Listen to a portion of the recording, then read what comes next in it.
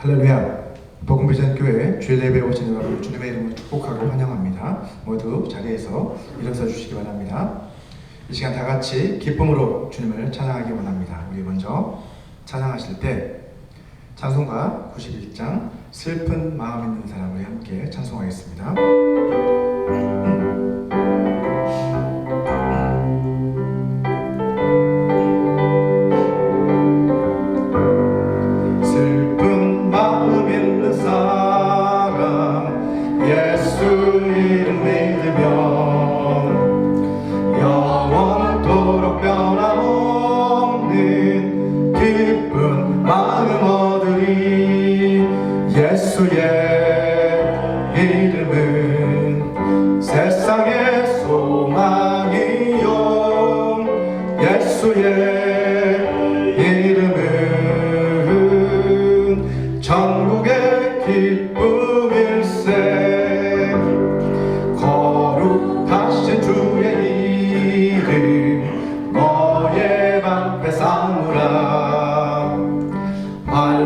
시험 당할 때에 주께 기도드려라. 예수의 이름은 세상의 소망이요, 예수의 이름은 전국의 기쁨일세. 존귀하신 주의 우리 기쁜대로다. 주의 품에 안길 때에 기뻐 찬송 부르리. 예수의 이름은 세상의 소망이요, 예수의 이름은 전국의 우리 갈 길 나간 후에 보좌 앞에 나아가 왕의 왕께 경배하며 멸류관을 드리리. 예수의 이름은 세상의 소망이요, 예수의 이름은 전국의 기쁨일세. 예수의 이름은 세상의 소망이요, 예수의 이름은 전국의 기쁨일세.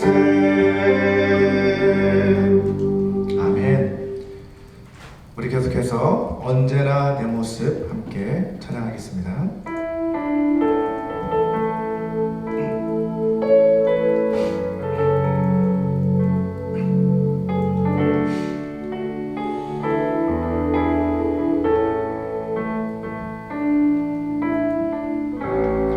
언제나 내 모습 너무나 부끄러워. 무릎으로 주님께 기도로 가오니 나 홀로 서 있네. 죽은 내 영 깨우사 주님만 나를 세워 내 영 살게 하소서. 주님 내 안에, 주님 내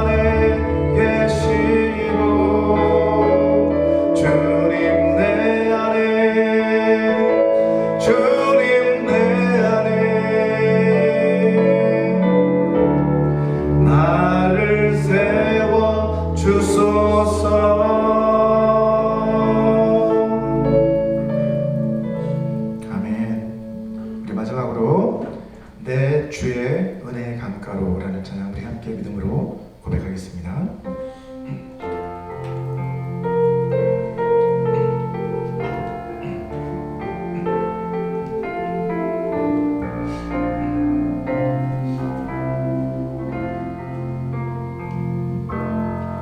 내 주의 은혜 강가로 저 십자가의 강가로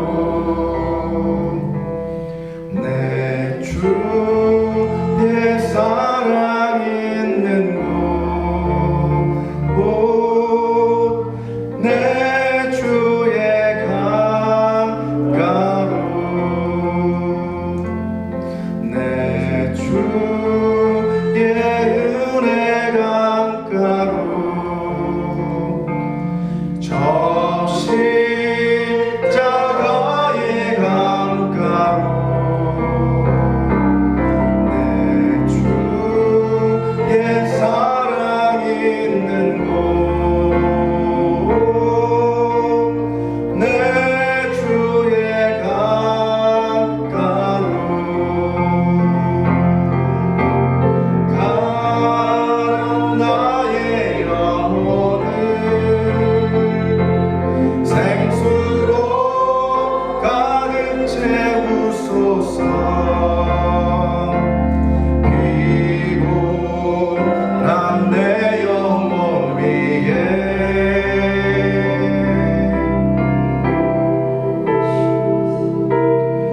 내 주의 은혜 강가로 저 십자가의 강가로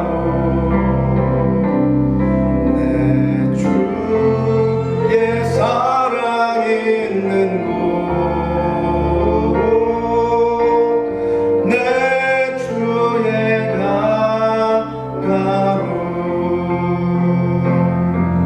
내 주의 은혜 강가로 저 십자가의 강가로 내 주의 사랑 있는 곳 내 주의 강가로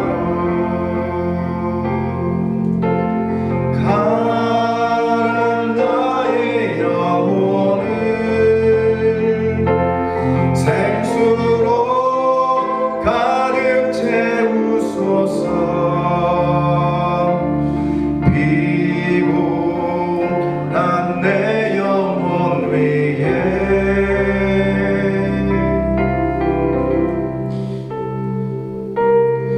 내 주의 은혜 강가로 저 십자가의 강가로 내 주의 사랑 있는 곳 내 주의 강가로.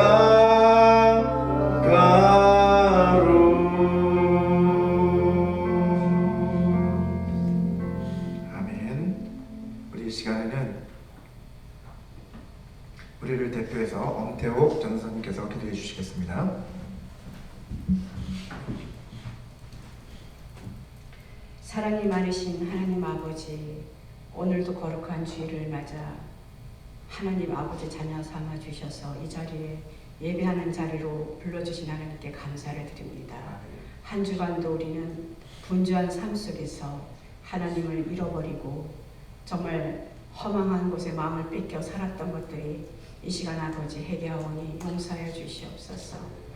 우리가 아버지 삶 속에서 우선순위가 주님이 되지 아니하고 내 자신이 되고 내가 우선이 되고 세상에 아버지 보암직하고 먹업직했던 것들을 탐했던 우리의 죄악들을 이 시간 고백합니다. 하나님이여, 절대적인 우리의 모든 삶 가운데 하나님 성령님 오시어서 우리를 주관하여 주시옵소서.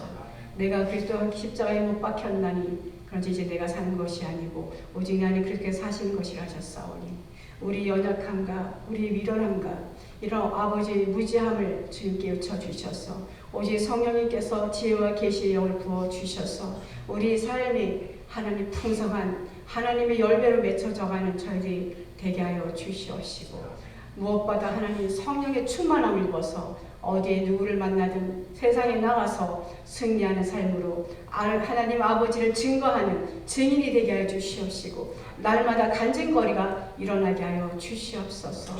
하나님 우리가 이 세상을 보면 정말 악한 모든 법들이 통과됨으로 말미암아 많은 하나님 아버지 나라의 임금들과 백성들이 하나님 아버지를 모독하는 아버지 무지한 하나님 아버지 어리석음을 범하는 저 죄악들을 주님 보셨습니다. 이 땅을 고쳐 주시옵소서. 하나님만 높임받는 이 세상 되게 하여 주시옵시고 오직 주님이 주시는 평안을 누리는 주님의 백성 되게 하여 주시옵소서. 부르짖는 주님의 아버지 백성들의 그 기도 소리를 외면치 마옵시고 아버지 그 기도가 상달되어서 이 땅이 하나님 안에서 이루어지기를 원하고 천국이 이 땅에 임하게 하여 주시옵소서. 하나님 특별히 오늘도 저희들이 이제 목사님 주시는 그 말씀에 늘 새로운 삶이 되게 하여 주시옵시고 아버지 순종하는 믿음 되게 하여 주시옵소서. 말씀을 증거하시는 목사님에게도 늘 성령의 기름 부어 주시옵시고 영육간의 강건함으로 특별한 아버지 주의 종의 그 길이 아버지 험난하고 외롭고 힘들지라도 오직 예수만 바라보는 아버지 세상에 어떠한 것을 의지하지 않는 하나님의 참종으로 하나님 마지막 사명을 다할 수 있도록 아버지 도와주시옵시고 늘 하나님 가족의 건강도 주시고 특별히 이번 주간에 또 한국을 방문하실 때 모든 일이 주님 안에서 형통한 길을 아버지 이루어 주시어서 무사히 하나님 귀국할 수 있도록 주의 천군 천사 위하여 주시옵기를 간절히 바라옵나이다. 또 복음비전교회가 하나님 아버지의 뜻대로 이루어지길 원합나이다. 하나님의 섭리가 이 아버지 교회 가운데 일어나게 하여 주시고 많은 아버지인들이 나타나게 하여 주시옵소서. 또 돕는 아버지자들이 나타나 하나님 나라를 확장해 나가는데 함께 선을 이룰 수 있도록 주님 불러 주시옵시고 이 교회를 채워 주시옵소서. 아버지 나라가 이 땅에 아버지 번성한 것처럼 이 교회에서도 하나님 아버지 번창하여서 합력하여서 우리에게 나아가서 하나님 강건한 하나님 나라가 세워지기를 원합나이다. 오늘 하나님께서 주신 이 말씀에 저희들이 순종하는 믿음으로 살아가길 원하오며 예수 그리스도의 이름으로 기도드리옵나이다. 아멘.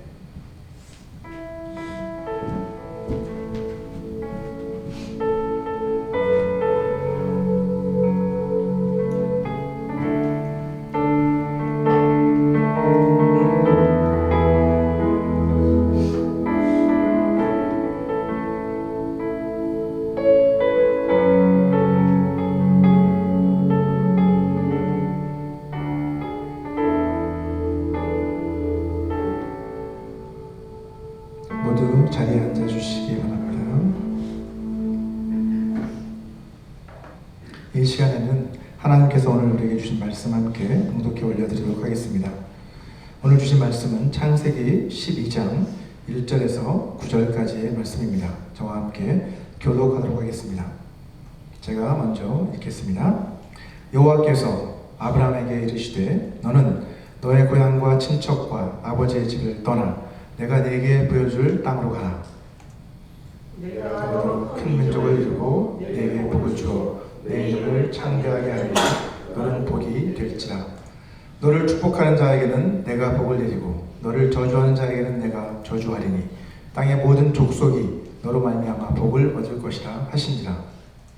아브라함이 여호와의 말씀을 가고 롯도 그와 함께 갔으며 아브라함이 하란을 떠날 때에 75세였더라. 아브라함이 그의 아내 사레와 조카 롯과 하란에서 모은 모든 소유와 얻은 사람들을 이끌고 가나안 땅으로 가려고 떠나서 마침내 가나안 땅에 들어갔더라. 아브라함이 그 땅을 지나 세겜 땅 모래 상수리 나무에 이르니 그때 가나안 사람이 그 땅에 거주하였더라. 여호와 여호와께서 아브라함에게 나타나 이르시되 내가 이 땅을 네 자손에게 주리라 하신지라. 자기에게 나타나신 여호와께 그가 그곳에서 제단을 쌓고 거기서 베델 동쪽산으로 옮겨 장막을 치니 서쪽은 베델이요 동쪽은 아이라. 그가 그곳에서 여호와께 제단을 쌓고 여호와의 이름을 부르더니 점점 남방으로 옮겨갔더라. 아멘. 저는 2006년 12월에 가족과 함께 미국 텍사스주에 있는 사우스웨스턴 베프티스트 티올로지컬 세미너리 신내 신학 대학원으로 유학을 왔습니다. 그런데 유학 왔을 때 미국 친구들이 저희 한국 이름을 잘 기억도 하지 못하고 잘 부르기도 힘들어하는 그런 모습을 보고 영어 이름을 정하기로 했습니다. 자, 어떤 이름이 좋을지를 놓고 고민한 끝에 저는 아브라함, 곧 에이브러햄이라는 그 영어 이름을 사용하기로 했습니다. 제가 에이브러햄이 되었으니까 제 아내의 이름은 뭘까요? 고민할 필요도 없이 세라가 되겠죠. 세라로 정해졌습니다. 그래서 아내도 이 세라라는 이름을 마음에 들어 했습니다. 제가 아브라함이고 제 아내가 사라면 제 아들의 이름은 뭘까요? 사실은 아이색이 돼야 되겠죠. 아이색. 근데 사실은 그렇지 않습니다. 제 아들의 영어 이름은 아이색이 아니라 데이빗입니다. 데이빗. 왜냐하면 제 아들의 한국 이름인 이 정영이라고 하는 그 이름은 제가 아들의 이름을 놓고 제 아내가 아이를 임신했을 때 아들의 이름을 어떻게 정해야 할까 놓고 기도하면서 성경 통독에 갔었는데 그 통독 중에 하나님께서 응답으로 주신 이름이에요. 시편 51편 10절 말씀을 딱 읽는데 이렇게 이름을 지어야 되겠다라고 하나님께서 마음을 주셨는데 그게 뭐냐 시편 51편 10절이죠. 하나님이여 내 속에 정한 마음을 창조하시고 내 안에 정직한 영을 새롭게 하소서라는 이 고백을 딱 듣는 순간 정직한 영혼이 되라 라는 그 뜻에서 정영이라고 해야 되겠다 라고 그렇게 저는 이름을 정하게 되었습니다. 많은 사람들이 정영이라고 하는 정영 이렇게 자꾸 발음하더라고요. 사실 제가 영어 이름을 아브라함, 에이브러햄으로 정한 이유는 미국 유학을 놓고 기도하고 있을 때 하나님께서 저에게 주셨던 그 말씀, 확증해 주신 그 말씀이 오늘 본문 창세기 12장 말씀이었기 때문입니다. 저는 창세기를 읽어나가면서 이 아브라함이라는 인물이 저와 비슷한 면이 많다는 것을 깨닫게 됐습니다. 육체적인 연약함도 있지만 또 하나님께 믿음의 사람으로 인정받았던 이런 사람이죠. 첫 번째, 아브라함과 마찬가지로 저도 불신자 집안에서 자랐습니다. 어머니는 불교 신자이셨고 아버지는 아무 신도 믿지 않는 그런 분이셨죠. 아브라함도 데라가 이방 우상을 섬기는 그런 사람이었잖아요. 자, 둘째, 아브라함이 믿음을 통해 모든 믿는 자들의 조상이 된 것처럼 저도 우리 집에서 가장 먼저 예수님을 믿는 축복을 받게 됐고 저의 전도를 통해서 다른 가족들도 모두 예수님을 믿게 됐습니다. 자, 세 번째 공통점은 아브라함이 자기 아버지 데라가 죽고 난 뒤에 그 아버지 집 하란을 떠나서 하나님이 제시하신 땅으로 이주했던 것처럼 저도 미국으로 이주하기 직전 암투병 중이셨던 아버님이 돌아가신 뒤에 또 아버님 그때 예수님을 영접하셨습니다. 그리고 그 이후에 확신을 가지고 이곳 미국으로 유학을 오게 됐습니다. 자, 네 번째, 아브라함이 하나님이 주신 그 약속의 자녀 이삭을 죽은 자들 가운데서 죽음 가운데서 다시 되돌려 받았잖아요. 그처럼 저도 제 아들을 죽음 가운데서 되돌려 받았습니다. 심장과 연결된 폐동맥이 막힌 그 상태로 서울 상계동 을지병원에서 태어난 제 아들 정영이는 살 가망이 없으니 다른 병원을 찾아보라 라는 그 말을 듣고 급히 서울대병원으로 앰뷸런스 타고 이동하던 중에 심장이 멈춰버렸습니다. 하지만 하나님께서 우리 정영이를 놀랍게 기적적으로 다시 살려주셨습니다. 자, 그 후에도 여러 번 심장 수술하는 과정에서 몇 차례 죽을 고비가 있었지만 그때마다 정말 하나님은 하나님의 그 은혜 가운데 우리 정영이의 생명을 지켜 보호해 주셨습니다. 이처럼 여러 가지 면에서 저와 비슷하고 또 무엇보다도 아브라함은 하나님의 벗이라고 불렸잖아요. 그죠?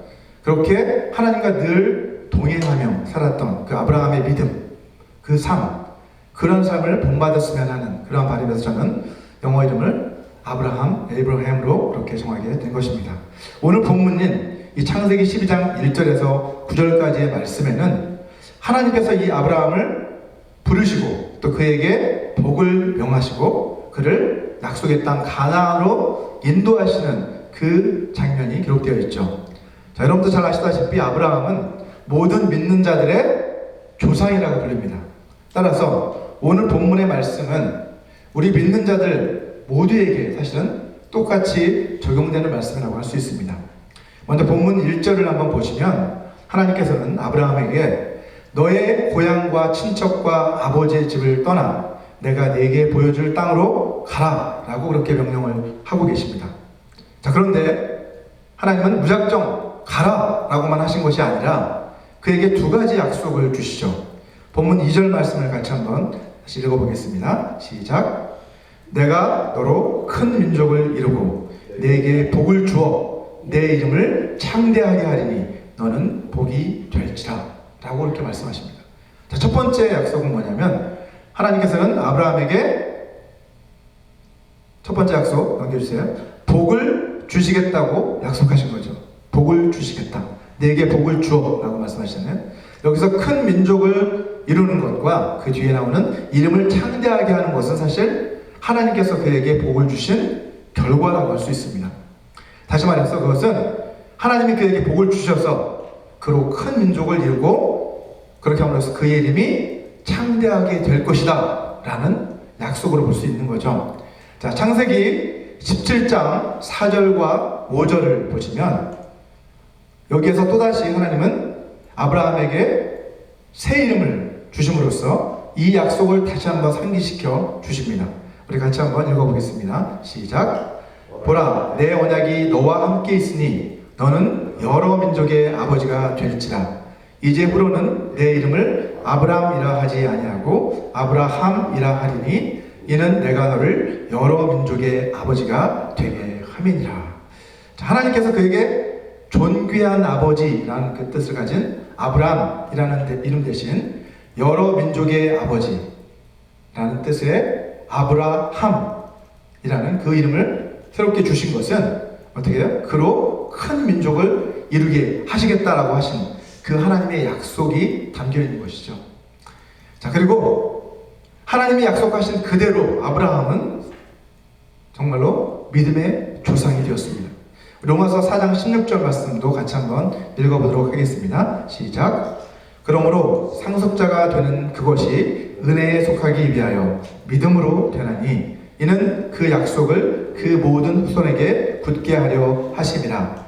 율법에 속한 자에게 뿐만 아니라 아브라함의 믿음에 속한 자에게도 그러하니 아브라함은 우리 모든 사람의 조상이라. 믿음의 조상이라는 거죠. 예. 사도 바울은 아브라함이라고 하는 그 인물은 유대인이나 이방인이나 할 것 없이 모든 사람들 가운데 믿는 사람들의 조상이다 라고 선포하고 있는 거예요.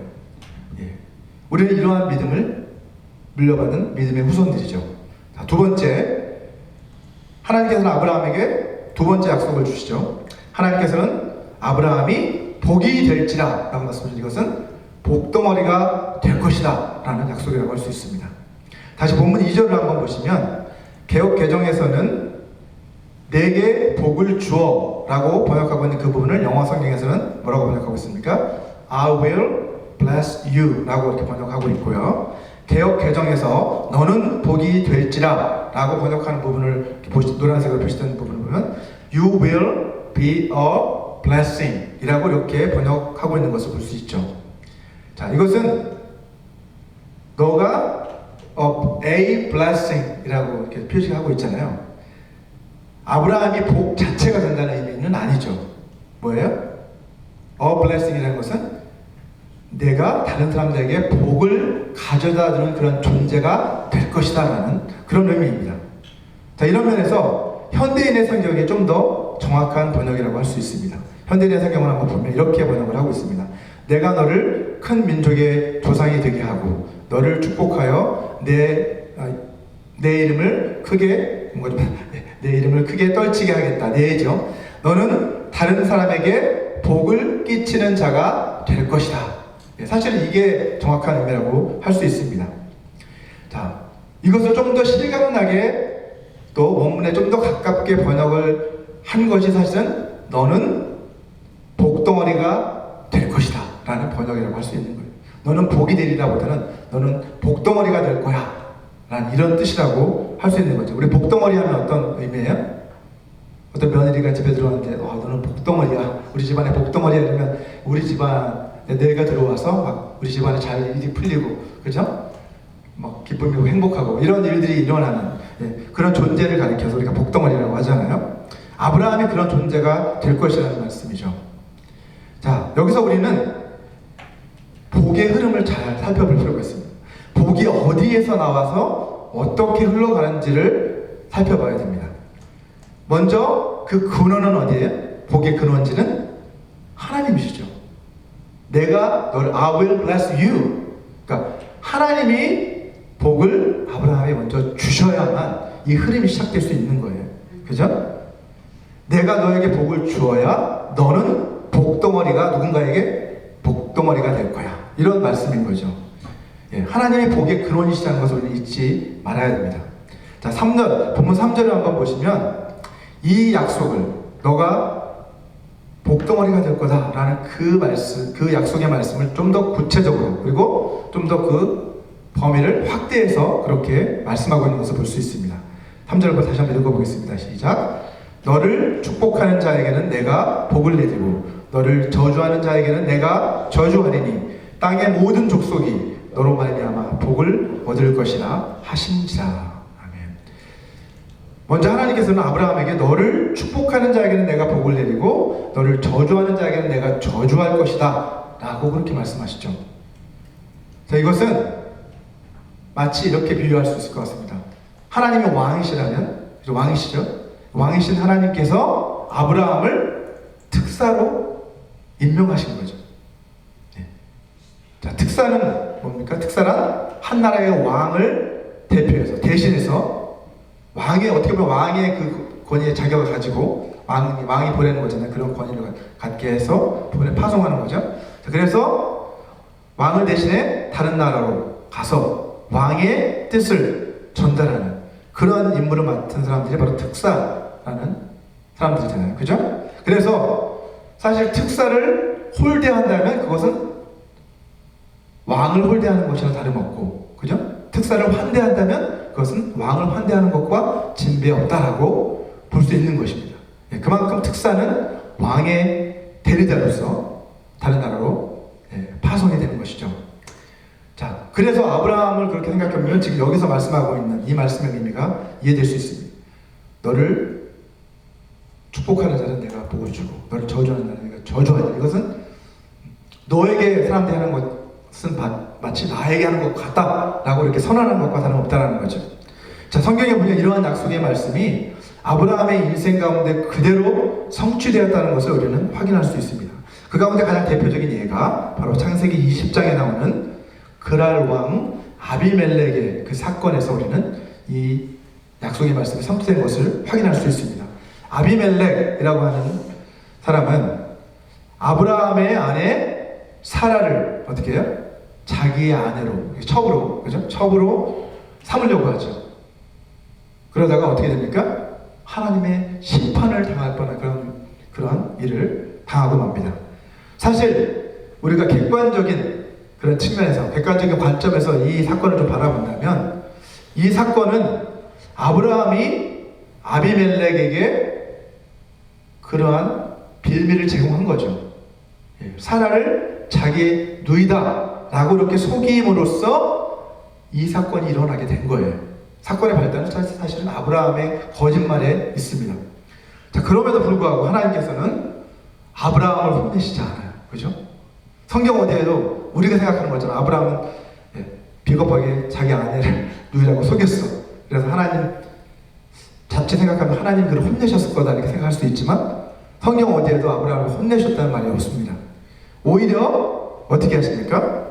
오히려 아비멜렉의 집안의 모든 태를 다 닫아버리십니다. 하나님. 그죠? 그리고 나서 어떻게 하세요? 하나님은 아브라함으로 하여금 아브라함은 선지자니 네가 가서 그를 위해 기도해주라. 그랬더니 가서 아브라함이 그 아비멜렉의 집안을 위해 기도했더니 어떻게 돼요? 그 태가 다시 열리는 놀라운 역사가 일어나잖아요. 이것이 바로 앞에서 하나님 약속하셨던 그 약속이라는 거죠. 자, 이 약속은 근데 아브라함뿐만 아니라 아브라함의 후손들에게도 그대로 물려졌다는 것을 성경을 통해 확인할 수 있습니다.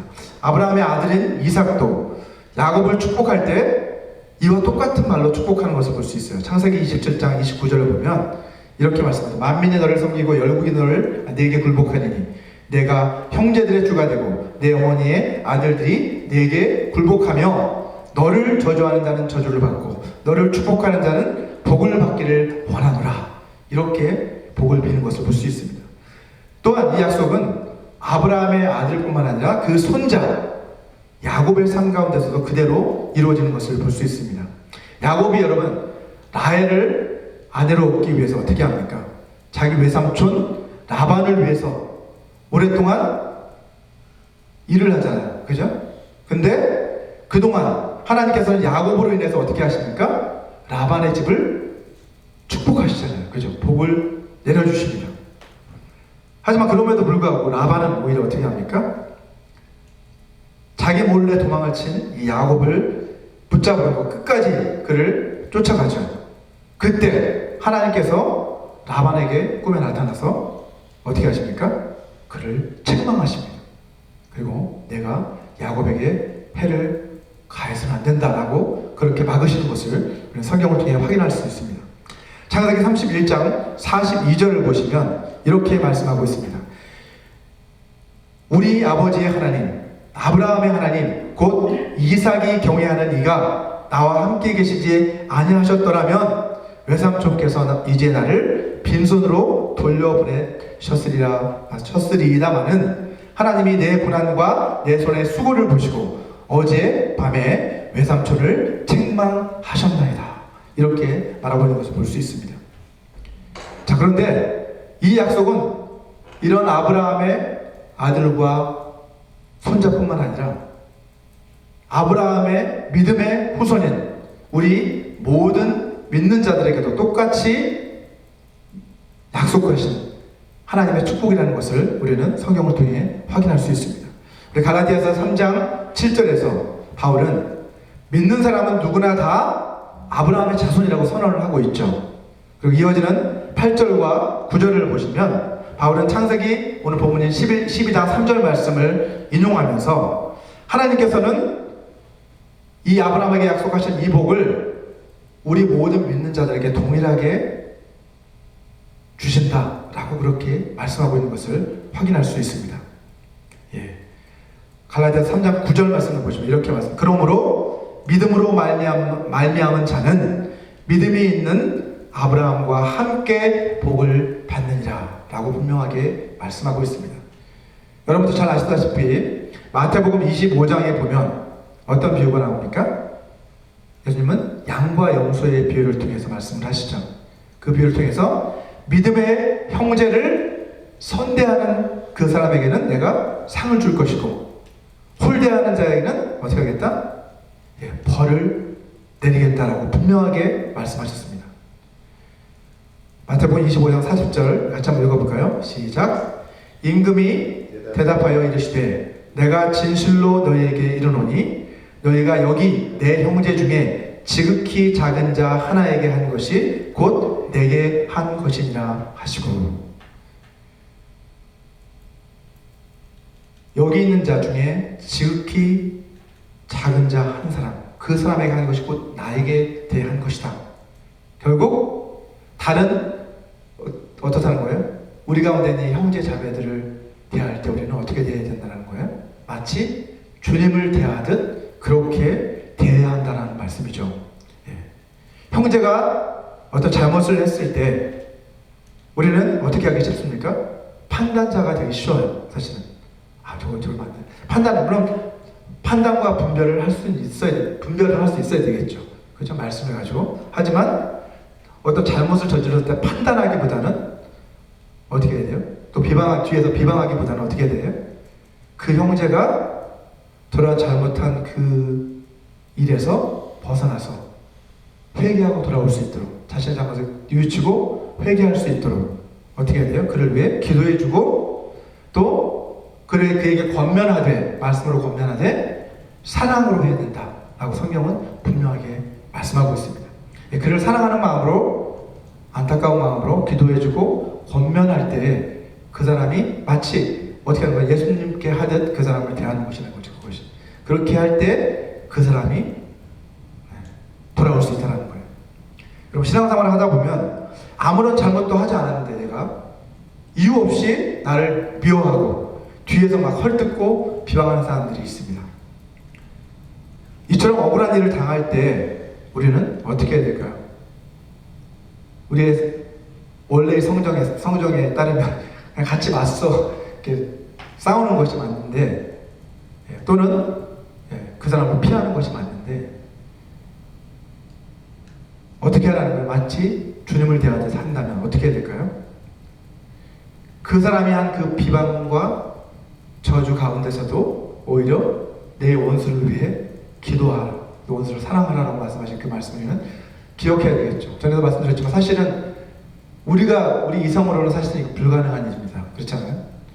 내가 원수인데, 원수라고 생각되는데 어떻게 원수를 사랑할 수 있겠어요? 원수라는 그 생각 자체가 사실은 그 미워하는 대상인데, 사실은 앞뒤 안 맞는 말인 것 같잖아요. 하지만 성령께 사로잡히고 또 예수님을 우리가 사랑한다면 그렇게 할 수 있다. 주님을 의지한다면 그렇게 할 수 있다는 거죠. 또한 그런 상황에서 우리가 할 수 있는 최선은 뭘까요? 그 사람이 나를 비방하고 저주한다고 해도 하나님 뭐라고 우리에게 약속하셨어요? 그 저주와 비방이 내게 합당치 않다면 결국 그것은 그 머리 위로 되돌아간다라고 분명하게 말씀하셨잖아요. 우리는 그것을 염려할 필요가 없어요. 우리가 막 저주하는 게 아니죠. 우리가 그 사람을 벌하는 게 아니죠. 하지만 하나님께서 이 불공평과 억울함을 해결해 주시는 분이시라는 그런 확신이 우리 가운데 있기 때문에 우리는 그것을 염려할 필요가 없다는 것입니다. 로마서 8장 31절에서 바울은 만일 하나님이 우리를 위하시면 누가 우리를 대적하리요? 라고 그렇게 고백하고 있습니다. 우리가 하나님 편에 선다면, 그리고 하나님이 우리를 위하신다면 그 누구도 우리를 대적할 수 없다는 거예요. 사실 대적자들이 있잖아요. 바울도 대적자들이 있었습니다. 하지만 그것에 연연하지 않았다는 것이죠. 하나님이 우리 가운데 계시기 때문에. 자, 본문 3절 말씀 하반절을 한번 보시면 또 계속해서 하나님은 이렇게 말씀하십니다. 땅의 모든 족속이 너로 말미암아 복을 얻을 것이니라 라고 말씀을 하고 계시죠. 이것은 아브라함을 모든 민족에게 하나님의 그 복을 전달하는 통로로 그를 삼으시겠다라는 약속입니다. 그리고 이 약속의 말씀대로 하나님은 아브라함을 모든 믿는 자의 조상으로 삼으신 거예요. 자, 그런데 하나님께서 아브라함을 모든 민족에게 하나님의 복을 전달하는 그 통로로 삼으신 그 이유는 아브라함이 흠이 없는 사람, 또 완벽한 사람이었기 때문이 아니라는 것이죠. 우리가 잘 알듯이 그는 부족한 사람이었어요, 사실은. 그죠? 하지만 하나님은 그를 택하셨습니다. 왜요? 그는 하나님이 쓰시기에 합당한 그릇으로 준비되어 있었기 때문입니다. 디모데후서 2장 20절과 21절 말씀을 같이 한번 읽어보도록 하겠습니다. 시작. 큰 집에는 금그릇과 은그릇뿐 아니라 나무그릇과 질그릇도 있어 귀하게 쓰는 것도 있고 천하게 쓰는 것도 있나니. 그럼 다음 절. 그러므로 누구든지 이런 곳에서 자기를 깨끗하게 하면 귀히 쓰는 그릇이 되어 거룩하고 주인의 쓰심에 합당하며 모든 선한 일에 준비함이 되리라 라고 그렇게 말씀하고 있죠. 우리 모두는 주님 안에서 주인이신 우리 하나님께서 언제든지 쓰실 수 있도록 우리 자신을 거룩하게 준비하는 그러한 사람들이 되어야만 합니다. 자, 그렇다면 하나님께서 아브라함을 통해서 모든 민족에게 주시겠다라고 약속하셨던 그 복은 어떤 복일까요? 궁극적으로 보면 그 복은 사실은 예수 그리스도를 통해 우리에게 주신 이 구원의 복, 복음을 통한 그 복, 그것이 바로 아브라함에게 약속하신 그 복이라고 할 수 있습니다. 모든 사람이 너로 말미암아 복을 얻게 될 것이다 라는 그 약속의 말씀은 예수 그리스도를 통해 사실은 성취된 것이죠. 이제 아브라함과 같이 믿음으로 예수 그리스도를 받아들이고 영접하는 사람들은 누구든지 자기의 죄를 회개하고 주님을 영접하는 사람들은 어떻게 된다? 영원한 하나님의 복을 누릴 수 있다라고 그렇게 하나님은 선언하신 것입니다. 그렇다면 어떻게 하면 우리가 아브라함과 같이 하나님이 택하신 복덩어리, 즉 하나님의 복을 전달하는 그러한 통로로 쓰임을 받을 수 있을까요? 어떻게 해야 준비가 될 수 있을까요? 앞에서 깨끗하게 준비해야 되고 거룩하게 쓰심에 합당하게 준비되어야 한다고 했는데 어떻게 하는 것이 그렇게 준비되는 걸까요? 우리 본문을 통해서 보면 첫 번째로 하나님께서는 믿음으로 순종하는 사람들을 찾으신다고 성경은 말씀하고 있습니다. 본문 4절에서 보시는 것처럼 아브라함은 믿음으로, 그죠? 하나님의 말씀에 순종한 사람이었어요. 아브라함이 여호와의 말씀을 따라갔다라고 그렇게 성경은 말씀하고 있습니다. 4절 말씀이죠. 말씀을 따라갔다라는 말이 뭐예요? 그 말씀에 순종해서 나아갔다라는 것이죠. 우리 믿는 사람들은 아브라함처럼 하나님의 말씀을 따라 살아가는 사람들이 되어야 합니다. 아브라함은 어디로 가야 할지 갈 바를 알지 못했지만 어떻게 해요? 믿음으로 나아갔다고 성경은 말씀하고 있죠. 히브리서 11장 8절 말씀입니다. 믿음으로 아브라함은 부르심을 받았을 때에 순종하여 장래의 유업으로 받을 땅에 나아갈새 갈 바를 알지 못하고 나아갔다라고 그렇게 말하고 있습니다. 야고보서 1장 22절을 보시면 또 뭐라고 말씀하고 있습니까? 너희는 말씀을 행하는 자가 되고 듣기만 하여 자신을 속이는 자가 되지 말라라고 야고보 장로는 또 권고하고 있습니다. 말씀을 우리가 순종한다는 것은 듣고 그 말씀에 따라 순종하는 것까지를 말하는 것이라는 거죠. 야고보 장로는 또다시 2장 26절에서는 뭐라고 말씀합니까? 행함이 없는 믿음은 죽은 믿음이다 라고 또 말씀하고 있습니다. 자, 사무엘상 15장 22절 말씀을 같이 읽어보도록 하겠습니다. 같이 읽겠습니다. 시작. 사무엘이 이르되 여호와께서 번제와 다른 제사를 그의 목소리를 청종하는 것을 좋아하시는 같이 좋아하시겠나이까.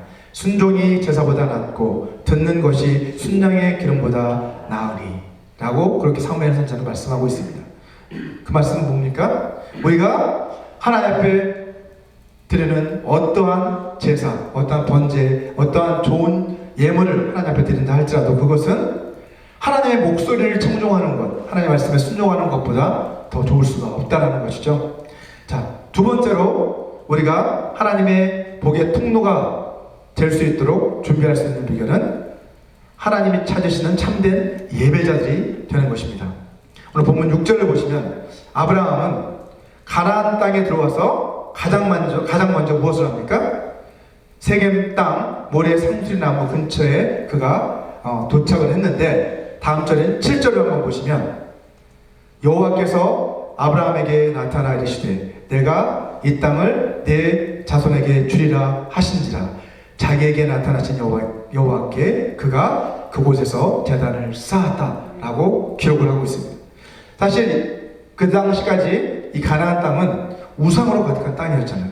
특히 이 성경 학자들에 따르면 이 모래 상수리 나무는 사실 그 우상의 신의 신탁을 받는 그러한 장소였다고 합니다. 이방 신들의 신탁을 받는 그러한 예언자의 나무였다고 해요. 자, 그 이방 우상을 섬기던 그곳을 아브라함은 어떻게 변화시킨 거예요? 하나님께 예배하는 장소로 그렇게 삼은 것이죠. 자, 그리고 아브라함뿐만 아니라 이 약속의 말씀을 듣고 나서 그곳에서 예배를 하나님 앞에 드린 뒤에 8절을 보시면 그곳을 떠나 어디로 이동합니까? 베델과 아이 사이에 이르러서 또다시 그곳에 장막을 쳤다라고 8절에서 말씀하고 있습니다. 자, 그리고 나서 그곳에서 또다시 어떻게 합니까? 아브라함 또다시 하나님 앞에 제단을 쌓고 하나님의 이름을 부르고 있는 것을 우리는 볼 수 있습니다. 이처럼 뿐만 아니라 그 뒤로도 성경을 읽어보시면 아브라함 가는 곳마다 하나님 앞에 제단을 쌓고 예배하는 모습을 우리가 확인할 수 있죠.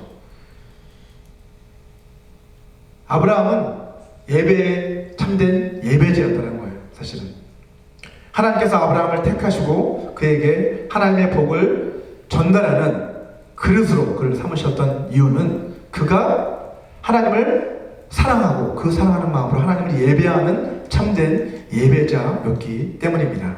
자, 그런데 그 하나님께서는 지금도 우리 가운데서 참된 예배자들을 찾고 있습니다. 자, 요한복음 4장 23절 말씀 같이 한번 읽어보도록 하겠습니다. 시작.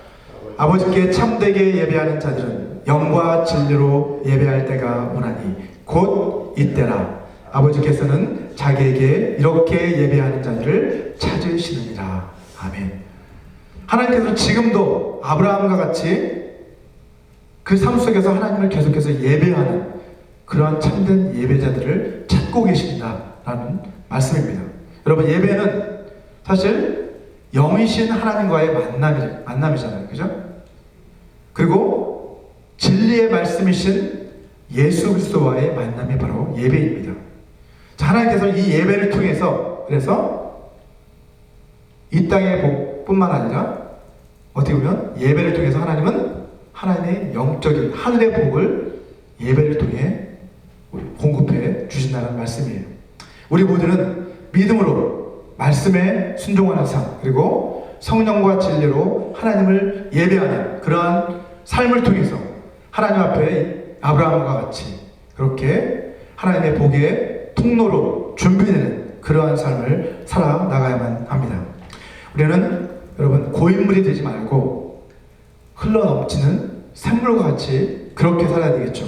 하나님이 주시는 그 복을 나 혼자서 독차지하지 말고 그 복이 내 안에서 흘러차고 넘쳐서 다른 사람들에게까지 흘러 들어가게 하는 그러한 삶이 우리 믿는 자들의 삶이 되어야만 합니다. 여러분, 세상 사람들은 복을 받기만 원해요. 그죠? 복 받았으면 좋겠다. 복 받기를 원하지만 우리 그리스도인들은 하나님이 주시는 복을 받아야 되겠죠. 받기 원해야 되겠죠. 하지만 거기서 멈추지 말고 그 복이 나를 통해 다른 사람들에게 전달되는 복덩어리가 되기를 우리는 소원해야만 합니다. 저와 여러분의 삶이 하나님이 부어주시는 그 복으로 가득 차고 넘쳐서 다른 사람들에게까지 흘러 들어가는 그러한 복된 삶을 살아가게 되시기를 주님의 이름으로 축원합니다. 우리 이 시간 오늘 주신 이 말씀을 생각하시면서 우리 같이 기도하는 시간을 갖기 원합니다. 우리 기도하실 때 아브라함처럼 하나님의 말씀에 순종하는 삶, 또 하나님을 참되게 예배하는 예배자의 삶을 통해서 하나님을 기쁘시게 하는 삶을 살아갈 수 있게 해달라고 우리 같이 기도했으면 좋겠습니다. 그렇게 함으로써 우리의 삶 속에 날마다 하나님이 부어주시는 풍성한 복이 차고 넘침으로 다른 사람들에게 복덩어리가 되는 그러한 삶을 살아가게 해달라고 우리 같이 기도하겠습니다. 거룩하신 아버지 하나님 감사합니다. 하나님, 아브라함의 믿음을 통해서 우리에게 믿음의 길을 열어주신 하나님, 우리도 아브라함과 같이 믿음으로 하나님 앞에 나아가며 하나님 아버지 예수 그리스도께서 우리를 위해 이루어주신 그 구원의 공로를, 그 십자가의 은혜를 우리가 믿고 받아들일 때, 주님을 영접할 때 우리가 구원을 얻을 수 있게 하시니 감사합니다. 하나님 앞에 자격 없는 저희들을 불러주셔서 아버지 하나님, 우리가 우리 죄를 깨닫고 주님 앞에 회개할 때 아버지 우리에게 구원의 은혜를 부어주신 하나님, 아버지 하나님 뿐만 아니라 아버지 하나님 우리에게 부어주신 그 복을 우리만 누리지 말고 아버지 하나님 계속해서 우리를 통해 흘러나갈 수 있는 아버지 세상의 복의 전달자들, 복의 통로가 되어질 수 있도록 우리를 불러주시니 감사합니다. 아브라함과 같이 세상에 복덩어리가 될 수 있도록 하나님, 우리가 만나는 사람들에게 복덩어리가 되고 우리가 속한 공동체에 복덩어리가 될 수 있는 저희들 될 수 있도록 예수여 도와 주시옵소서. 아버지 하나님, 우리가 속한 교회마다 아버지 우리로 인하여서 하나님의 기쁨이 넘쳐나고 행복이 넘쳐나는 그러한 공동체가 될 수 있도록 도와주시옵소서. 우리 한 사람 한 사람이 하나님의 말씀에 순종하며 아버지 참으로 신령과 진정으로 하나님을 예배하는 삶을 통해 하나님이 보여주신 놀라운 하늘의 복을 아버지 차고 넘치게 받아 아버지 이 복으로 다른 사람들에게 또한 아버지 복의 통로가 되어주는 그러한 사람으로 살아갈 수 있도록 도와주시옵소서. 복의 근원이신 아버지 하나님, 우리를 우리를 복의 통로로 삼아주시니 감사합니다. 아버지 하나님, 저희가 아브라함과 같이 하나님이 주시는 복을 전달하는 복의 통로가 되어지게 하여 주시옵소서. 지난 한 주간도 우리를 지켜 보호해 주시고 우리 삶의 모든 필요를 공급해 주신 주님의 그 은혜에 감사해서 이 물질을 주님 앞에 올려드립니다. 기뻐 받아 주시옵소서. 주님 나라 영광을 위해 사용하여 주시옵소서. 예수님의 이름으로 기도합니다. 아멘. 이 시간 다 같이 자리에서 일어나셔서 마지막 결단의 찬양 다시 복음으로 함께 부르시고 축도로서 예배를 마치도록 하겠습니다.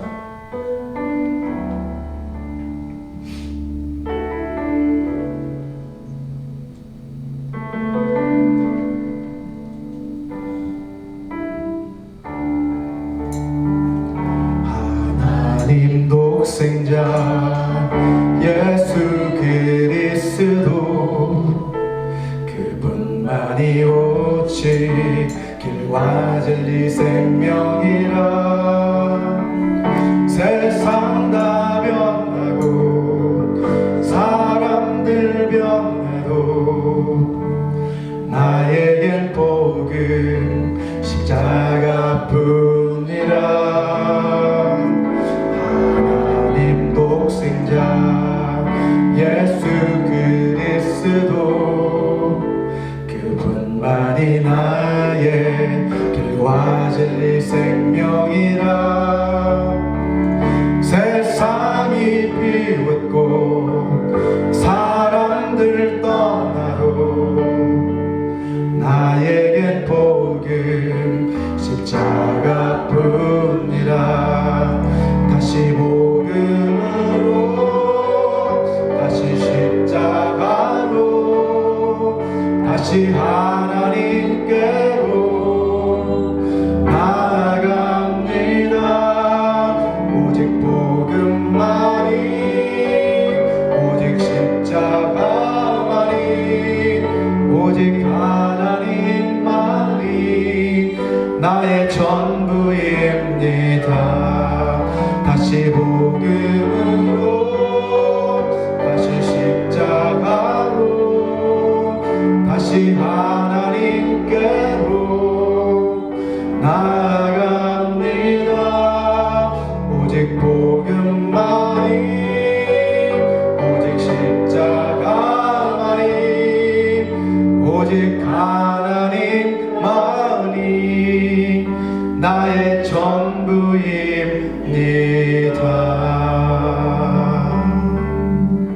아멘. 우리 같이 기도하시겠습니다.